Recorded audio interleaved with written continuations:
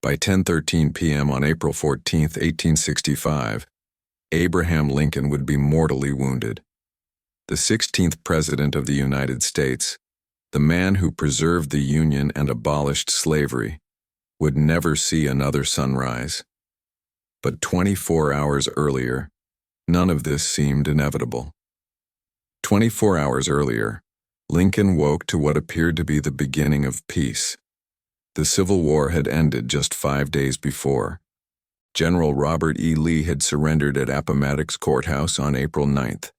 4 years of bloodshed, over 600,000 dead, a nation torn apart, all of it finally over. Lincoln had spent years carrying the weight of this conflict.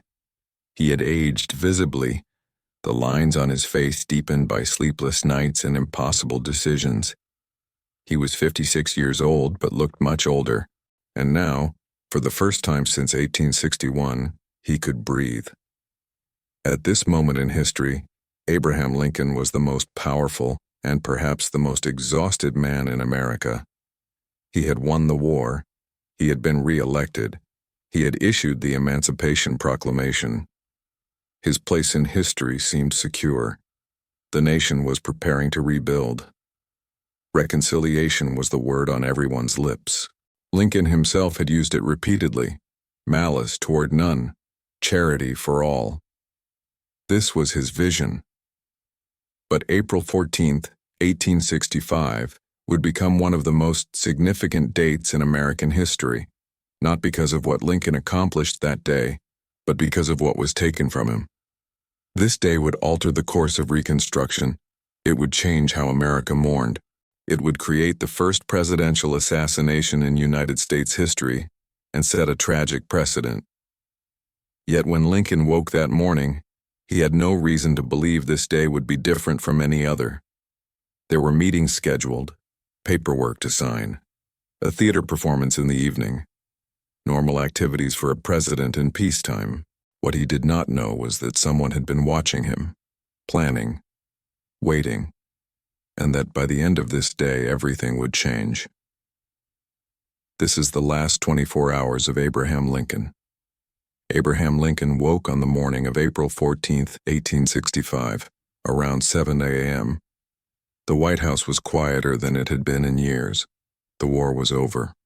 The constant stream of generals, urgent telegrams, and crisis meetings had finally slowed. Lincoln had slept poorly, as he often did. He later told his wife Mary and several others that he had experienced a disturbing dream. In it, he walked through the White House and heard weeping. He followed the sound to the East Room where a body lay in state, covered and surrounded by mourners. When he asked who had died, a soldier replied, "The President. He was killed by an assassin." Lincoln had shared this dream before, but on this morning, he mentioned it again. Mary Todd Lincoln found it unsettling.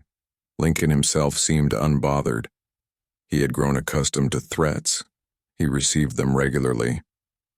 At 8 a.m., Lincoln had breakfast with his family. His son, Robert, recently returned from serving with General Grant, joined them. The mood was light. Tad, Lincoln's youngest son, was energetic as always. Mary seemed relieved. The war had taken a toll on her as well. By 11 a.m., Lincoln held a cabinet meeting. Present were Secretary of War Edwin Stanton, Secretary of State William Seward, and others. The discussion centered on Reconstruction, how to bring the South back into the Union, how to handle Confederate leaders, how to rebuild.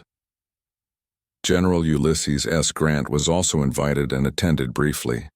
The meeting lasted nearly 3 hours. Lincoln was engaged, even optimistic. He spoke about healing the nation, about moving forward without vengeance. At some point during the day, Lincoln signed a pardon for a Union Army deserter. This was not unusual. Lincoln had signed many pardons throughout the war. He was known for his mercy. Around 3:00 p.m., Lincoln took a carriage ride with Mary. It was a rare moment of peace. They discussed the future, perhaps a trip to Europe after his presidency, perhaps a return to Illinois. Mary later recalled that Lincoln seemed happier than he had been in a long time. He told her, We must both be more cheerful in the future. Between the war and the loss of our darling Willie, we have been very miserable. At the time, nothing about this day seemed unusual. It was simply a Friday in April. By late afternoon, plans for the evening had solidified. Lincoln and Mary would attend a performance at Ford's Theater. The play was a comedy called Our American Cousin. Lincoln enjoyed the theater. It was one of the few places where he could relax even briefly. The public knew he would be there. Newspaper advertisements had announced it. President Lincoln and General Grant would attend. This was not uncommon. Presidential movements were rarely secret in 1865. Security protocols as we understand them today did not exist. Around 5 p.m., General Grant sent word that he and his wife would not be attending. They were leaving Washington that evening to visit family in New Jersey. Lincoln was disappointed. Grant's presence would have drawn a crowd. But the plans continued. Mary invited Clara Harris, the daughter of a senator, and her fiancé, Major Henry Rathbone, to join them instead. They accepted. At this point, Lincoln's security detail consisted of a single Metropolitan Police officer, John Frederick Parker. Parker was assigned to guard the president at the theater. He had a questionable record. He had been charged with conduct unbecoming an officer multiple times. He drank. He was unreliable. But on this night, he was the only guard assigned. Meanwhile, across Washington, John Wilkes Booth was finalizing his plan. Booth was a well-known actor, 26 years old, handsome, and fiercely loyal to the Confederacy. He had spent months plotting to kidnap Lincoln, but with the war over, kidnapping no longer served a purpose. Assassination, Booth believed, was now the only option. That afternoon, Booth learned that Lincoln would be at Ford's Theater. He knew the building intimately. He had performed there many times. He knew the layout, the exits, the blind spots. By 6 p.m., Booth met with his co-conspirators. Lewis Powell would attack Secretary of State William Seward at his home. George Atzerodt would kill Vice President Andrew Johnson at his hotel. Booth himself would kill Lincoln. The plan was synchronized. All three attacks would happen simultaneously around 10 p.m. This would decapitate the United States government in a single night. At the time, no one outside Booth's circle knew any of this. At 7 p.m., Lincoln finished dinner at the White House. He handled some paperwork. He spoke briefly with a few visitors. Everything remained routine. Everything remained calm. At 8 p.m., Abraham Lincoln and Mary Todd Lincoln prepared to leave the White House. They were running late. The play had already started at Ford's Theater. Lincoln wore his usual black suit and stovepipe hat. Mary wore an elegant gray dress. Their carriage waited outside. The evening was mild for April, clear skies, a light breeze. Major Henry Rathbone and Clara Harris were already waiting at the theater. The Lincolns would meet them there. The carriage departed the White House at approximately 8:15 p.m. The route to Ford's Theater took them through the streets of Washington. The city was still celebrating the end of the war. Flags hung from windows. People gathered in taverns. There was a sense of relief in the air. At Ford's Theater, preparations were underway. The presidential box had been decorated with flags and a portrait of George Washington. Box 7 and Box 8 had been combined to create a larger space for the president's party. A rocking chair had been brought in specifically for Lincoln. He preferred it. John Parker, the assigned guard, was already at the theater. He would later take a position outside the door to the state box, but his attentiveness would prove fatally inadequate. John Wilkes Booth arrived at the theater around 8:30 p.m. He was calm, focused. He entered through the front and moved through the building as if he belonged there. No one questioned him. He was a familiar face, an actor.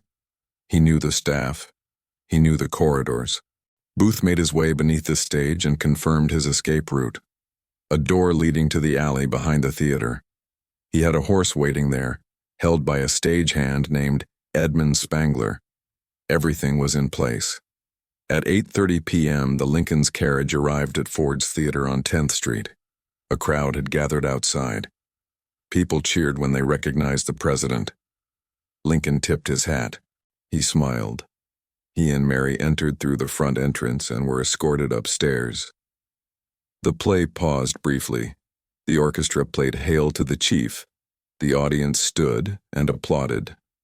Lincoln acknowledged them with a slight bow, then took his seat in the rocking chair.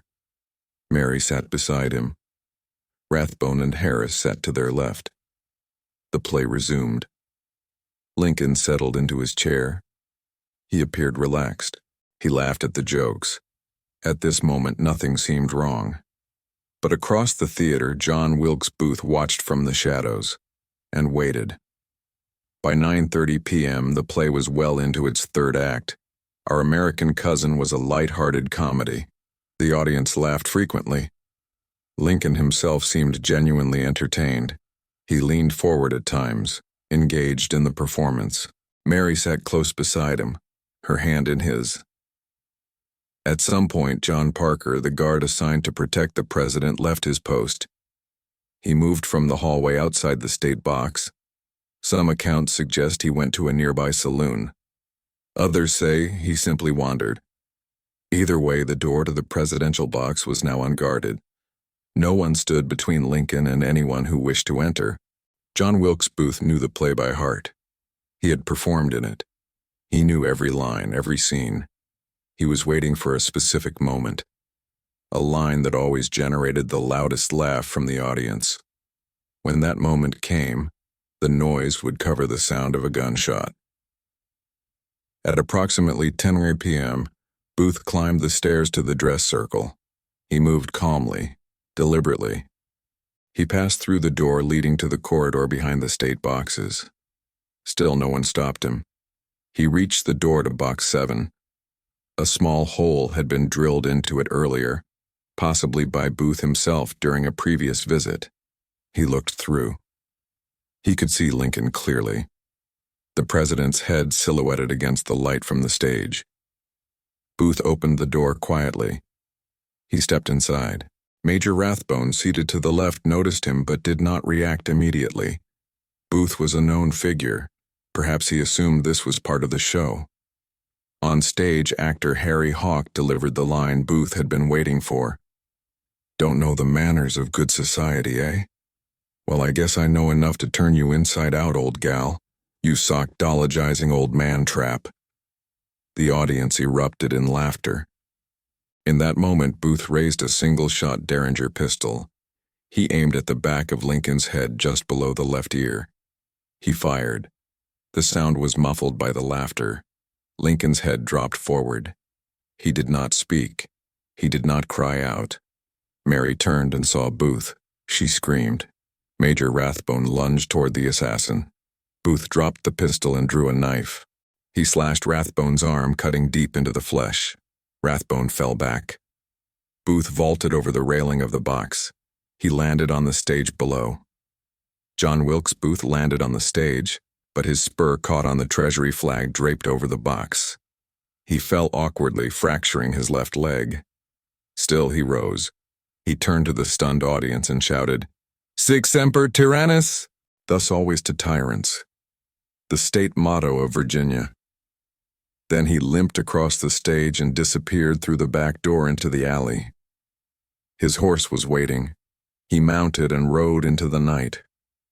On stage, chaos erupted. The audience did not immediately understand what had happened. Some thought it was part of the performance. Then Mary Lincoln's screams pierced the confusion. A doctor in the audience, Charles Leal, rushed to the presidential box. He found Lincoln slumped in his chair, unconscious. The bullet had entered behind the left ear and lodged behind the right eye. The wound was mortal. Lincoln was carried across the street to a boarding house owned by William Peterson. He was laid diagonally across a bed too small for his tall frame. Doctors worked through the night. Mary sat nearby, overcome with grief. Cabinet members arrived. Edwin Stanton took control, issuing orders, coordinating the response. But there was nothing to be done. Abraham Lincoln never regained consciousness. At 7:22 a.m. on April 15, 1865, he was pronounced dead. Stanton reportedly said, "Now he belongs to the ages." The nation plunged into mourning. Lincoln's body lay in state in the East Room of the White House, the same room he had seen in his dream. A funeral train carried him back to Springfield, Illinois, stopping in cities along the way. Millions came to pay their respects. John Wilkes Booth was hunted for 12 days.